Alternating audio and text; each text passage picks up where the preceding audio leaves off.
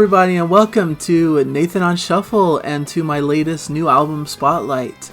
This is the series where I talk about new albums that are released, big kind of names in the prog world, and give my take on their new album. And so today we're covering the new Flower Kings album by Royal Decree, which I've been super excited to talk about.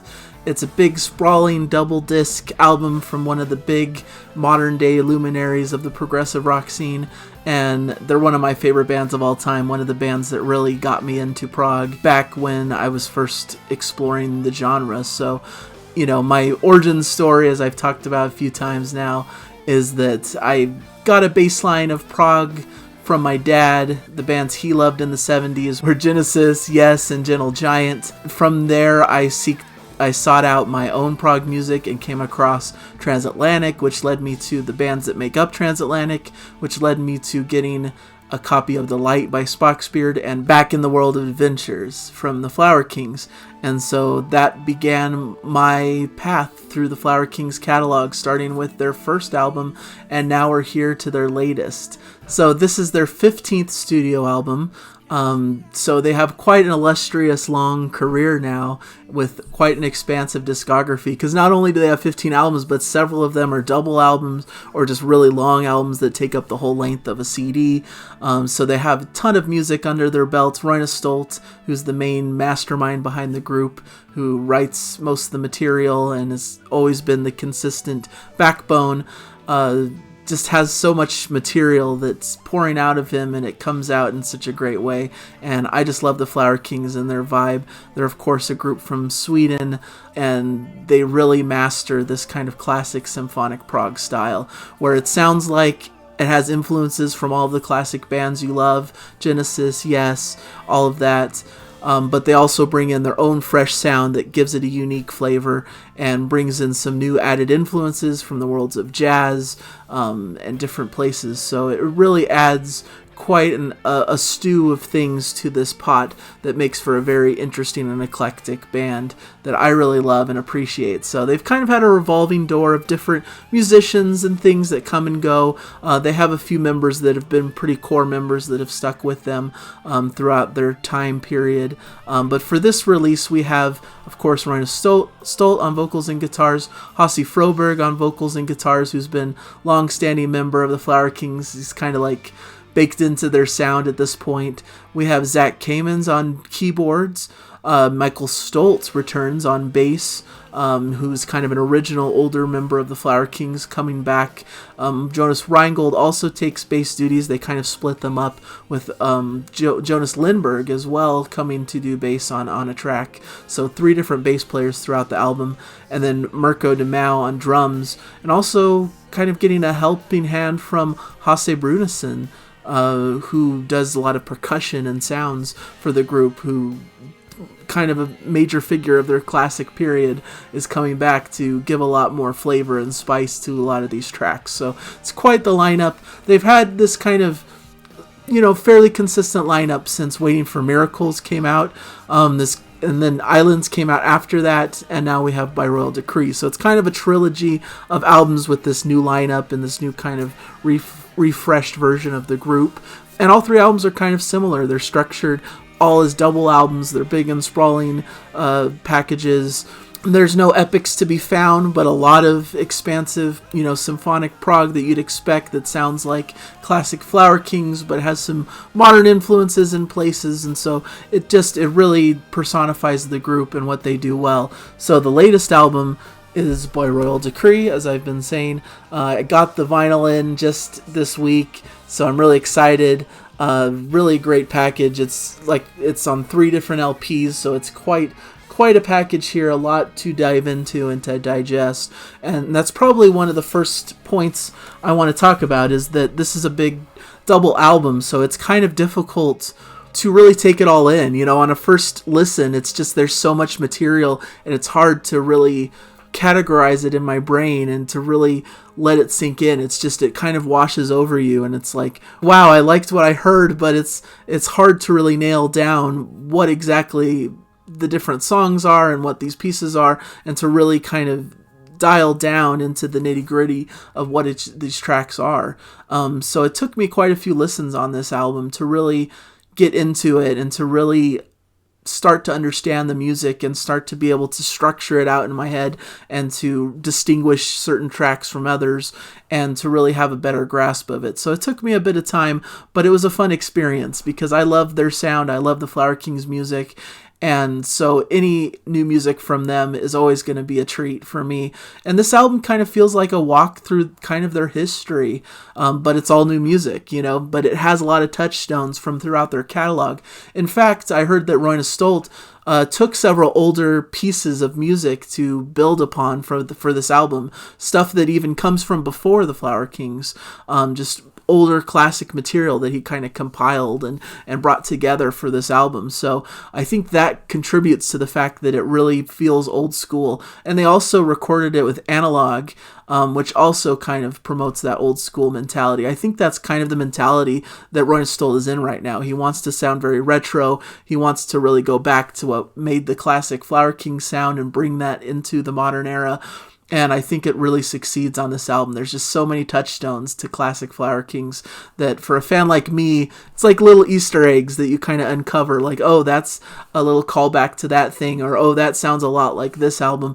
And for me, I love that kind of stuff because it kind of creates this greater continuity throughout the catalog and is fun to uncover as a fan. Some people could say maybe it's being derivative and like hearkening back too far into your past and, not doing something new and inventive, but really relying on past laurels. But to me, I think it's a fun way to approach it because there's still unique elements. It's not all just a copycat of their old catalog.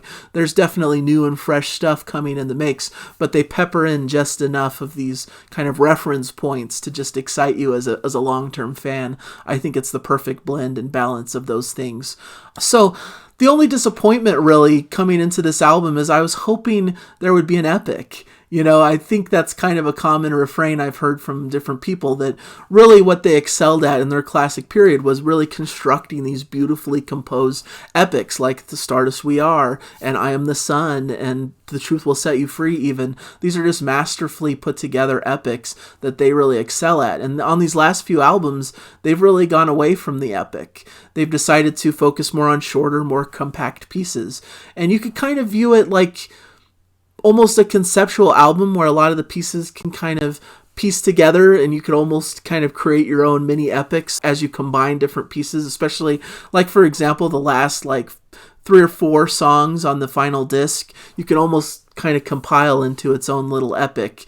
But you kind of have to do the work yourself a little bit. And I'd like it if it was packaged a bit more as the typical epic feel. I think the last major Flower Kings epic, I'm thinking of Numbers from Banks of Eden as kind of one of their big ones. They did have Tower 1 on Desolation Rose, kind of a shorter epic, but I feel like that's kind of missing in this newest era of the group. I really like when they do that, but it's a small complaint because what I get instead is so great anyways. It's such a feast to have all this great music to really digest, and I'm one of the few that, I don't know if I'm one of the few, but I'm one that's kind of happy to get as much material as I can. Some people talk about like, oh, there's too much filler, there's too much stuff here. They could have like pared this down into one compact, perfect album if they just took kind of the best stuff and put it all together.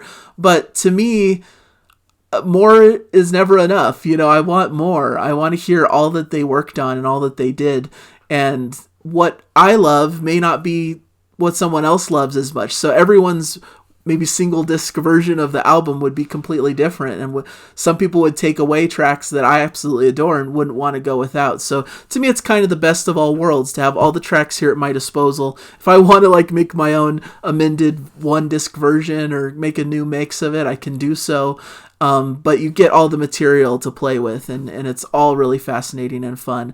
And there's just so many great pieces. It's really difficult to like go through the whole album and talk through each track because there's so many tracks on this thing. There's 18 different tracks broken up into 2 discs. But there's a lot of standouts. The Great Pretender that opens disc 1 is just a perfect Flower King song. It just has all the hallmarks of what they're great at. Total vintage sound and style. Strong vocal from Hasse Froberg.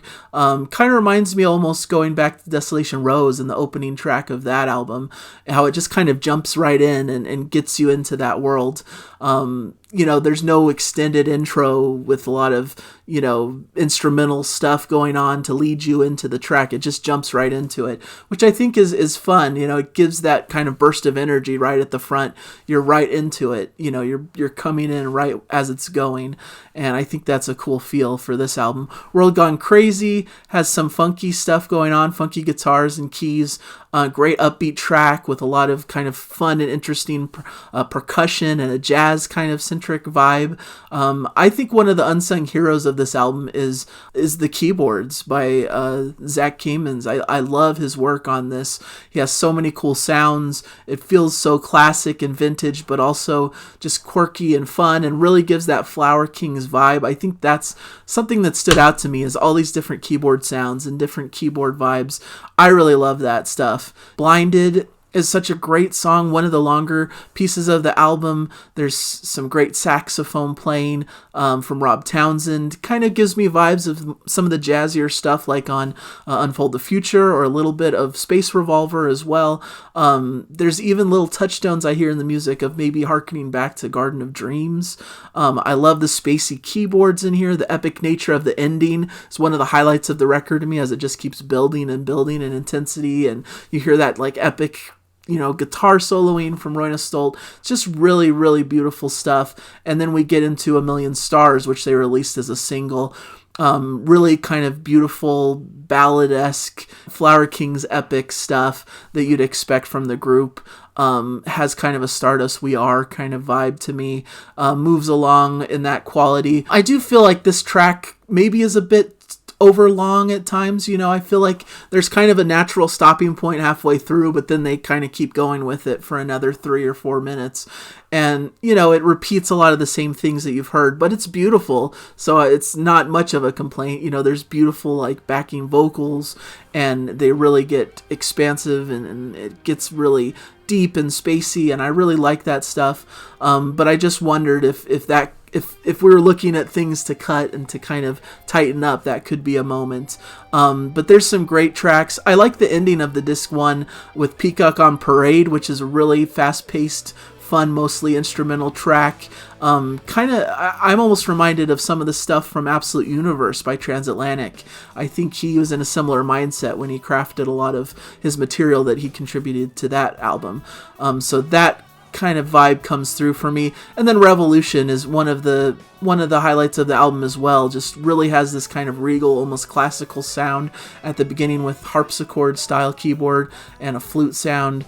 Really has some great guitar work. Like I said, somewhat of a classical feel.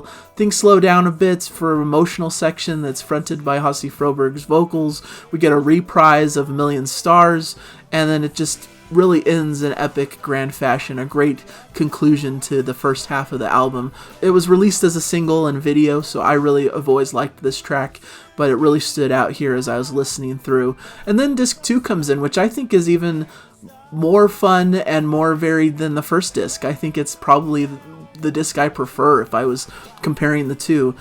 Starts out with Time the Great Healer, which is more great fun bouncy prog with a little bit of a jazzy backdrop. I really like that one. Letter is a fun different kind of track for them, more of a fun kind of poppy prog piece. Kind of has almost a bouncy kind of Beatles style quality to it. A little bit of a Truth Will Set You Free callback in the lyrics. I like and appreciate that. Evolution is another just super symphonic prog instrumental that's just total prog bliss for me. Totally my favorite stuff. I love this track. It's very prominent with the keyboards once again, very much in that classic kind of Stardust We Are style that I really love from the group. Moth is a beautiful song that features Royna's voice over piano, really pretty and haunting, leading into kind of this suite of songs to my mind, starting with the Big Funk and leading out through Funeral Pyres. Just some fantastic material that is all really strong, some great musical passages. They're not afraid to kind of dial it back and do some more extended soloing and lighter feels to certain parts of these passages, but it has this kind of grand and epic feel to it. I really love it. Shrine is a short kind of piano melody from Zach Kamen's, which is excellent as well. Beautifully written. I really love that, leading right into the big epic finale of Funeral Pyres, which I really love, and has a little bit of a funky vibe to parts of these tracks, but great prog flourishes, some great extended playing, some soloing from Royna Stolt, great epic ending with great expressive vocals from Hasse Froberg. Just a really beautiful album all in all, and I really appreciate it and give this my full stamp of approval. Where it fits within the larger discography of the Flower Kings is tough to say at this moment. I am going to do a Flower Kings ranking where I'll actually answer that question, but I do think it's a solid album. It's hard to compare it to like their big classics from the era of like Stardust We Are and Flower Power and Space Revolver, which I truly adore and are just gems in their catalog. But comparing it to kind of their more recent releases, I think it's right up there with the top material of their last like 5 albums or so.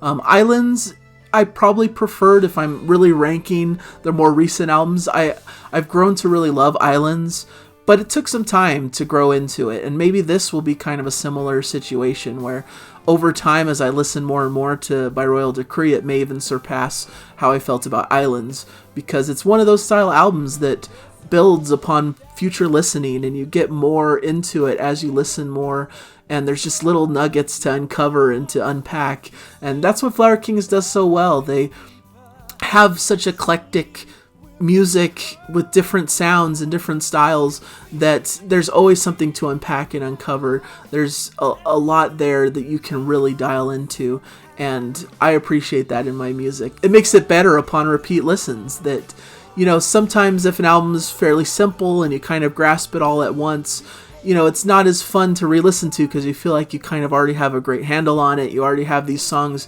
ingrained in your mind, and there's not much more you can learn about the album from future listens. But on an album like this, there's just so much to unpack and uncover, and because there's so much music there, there's just a lot of time that needs to be invested to really get the most out of what's on board on this album. So once again, great album, highly recommended. I love the Flower Kings. If you love the Flower Kings, it's a no-brainer to pick this one up and listen. It's really a fantastic album that I really am excited to continue listening to, and will definitely place highly in my year-end album lists when they eventually come out. So, but still a lot of the year to go, so we'll see what contenders come out in the future here. So thank you guys so much for watching this review. Hopefully you guys appreciated my comments. Please put your thoughts in the comments of what you felt about the album or about just Flower Kings in general. You know, do you feel like this holds up to their classic catalog? And please just keep enjoying the music, whatever you guys are listening to out there. That's always my refrain on this channel. And please subscribe if you haven't yet. I do these reviews at least weekly and try to cover all the major prog albums. So if you're into prog, I hope that this is a good place for you to find recommendations and to get thoughts about these great albums. So thank you guys so much. I really appreciate all the support and all the great comments and everything that everyone has done for my channel. So thank you guys, and I'll catch you hopefully in another video. Bye.